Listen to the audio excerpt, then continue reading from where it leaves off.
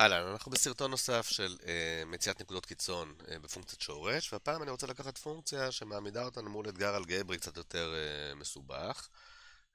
אין פה איזה הבדל מהותי בטכניקות, אבל כן צריך לשים לב שכשאני מגיע למצב כזה, אני מקבל משוואה שיש בה גם x וגם שורש, וצריך לדעת להתמודד עם זה. אז לצורך העניין, הנה הפונקציה שלי, אוקיי? עכשיו בשלב ראשון אני רוצה כמובן למצוא תחום הגדרה, זה לא קשור לכלל כזה שאנחנו עושים תמיד כדי לא לשכוח, גם אם לא ביקשו.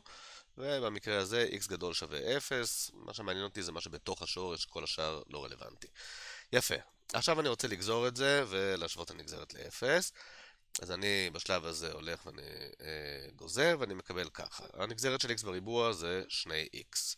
נגזרת של מינוס 4 שורש x זה יהיה מינוס 4 כפול 1 חלקי 2 שורש x, וכשאני משווה את זה ל-0 אני כבר מסדר את זה על הדרך ואני מקבל 2x מינוס 4 חלקי 2 שורש x. אוקיי? עכשיו תראו, יש כל מיני טכניקות איך לרוץ מפה ומה לעשות מפה, אבל אני מציע לעשות את הדבר הבא. אחד, בוא נבודד אגפים, כלומר נעביר את ה-4 חלקי 2 שורש x שמאלה, תוך כדי אנחנו יכולים גם לצמצם את 4 ואת 2 וישאר לנו פה 2, ואז אנחנו מעבירים את 2 חלקי שורש x שמאלה, אז אני אקבל 2 חלקי שורש x שווה 2x. יופי. עכשיו אני מעלה בריבוע. אוקיי? מה הכוונה עכשיו אני מעלה בריבוע? שני אגפים עולים בריבוע. כשאני מעלה שבר בריבוע, גם המונה וגם המחנה עולים בריבוע, כלומר 4 חלקי x. אני מזכיר, שורש x בריבוע זה פשוט x. ו-2x שעולה בריבוע, שימו לב, זה לא 2x בריבוע, זה 2 בריבוע כפול x בריבוע, כלומר זה יהיה 4x בריבוע. מה נשאר לי עכשיו? לכפול ב-x.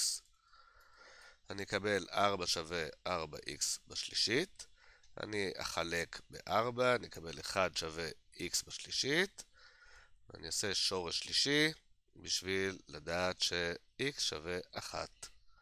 עכשיו אני מזכיר, כל פעם שאנחנו מבצעים את הפעולה הנחמדה, אבל מסוכנת הזו, של העלאה בריבוע, אז אני רוצה לבדוק על ידי הצבא שזה אכן מקיים את השלב גם לפני העלאה בריבוע.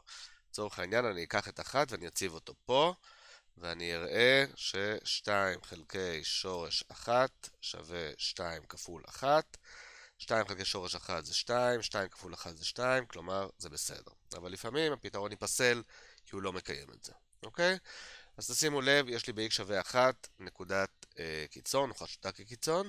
מה עוד יש לי? יש לי נקודת קצה ב-x שווה 0. אני הולך ואני בונה לי טבלה, ובטבלה שלי יהיה x, ויהיה את הערך הנגזרת, ויהיה את הכיוון.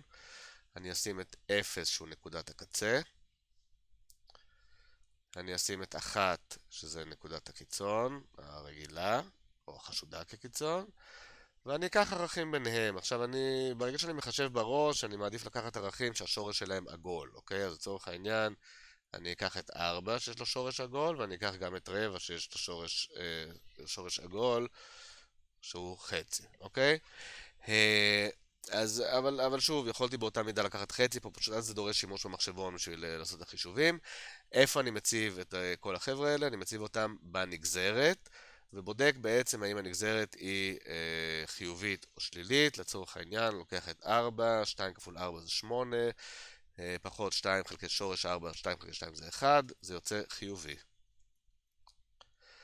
אני אקח את רבע, 2 כפול רבע זה חצי, 2 חלקי שורש רבע שזה חצי, זה מינוס 4, חצי פחות 4 זה שלילי. החישובים שאני עושה אין להם שום משמעות מבחינתכם, אפשר לעשות את זה גם במחשבון. ואז מה אני יודע? אני יודע שיש לי פה פונקציה שיורדת ואז עולה, כלומר ב-1 יש נקודת מינימום. אבל מה קורה ב-0? 0 זו נקודת הקצה, וממנה והלאה יורדים, כלומר זו נקודת מקסימום. למה אין שכן משמאלה? אנחנו כבר ראינו שם, כיוון שאין לקצה שני צדדים, יש לו תמיד את אחד הצדדים. במקרה הזה יש לו צד ימני, אבל אין לו שכן משמאל. איך אני יודע את ערכי ה-y? אני אציב את זה כמובן בפונקציה המקורית, אני יודע ש-y של 0 זה 0 בריבוע מינוס 4 כפול שורש 0, כלומר 0, ו-y של 1 זה 1 בריבוע מינוס 4 כפול שורש 1, זה יוצא מינוס 3, ולכן אני יודע שיש לי ב-0,0 נקודת מקסימום, וב-1 פסיק מינוס 3 נקודת מינימום. זהו, זה הסיפור עם הפונקציה הזאת.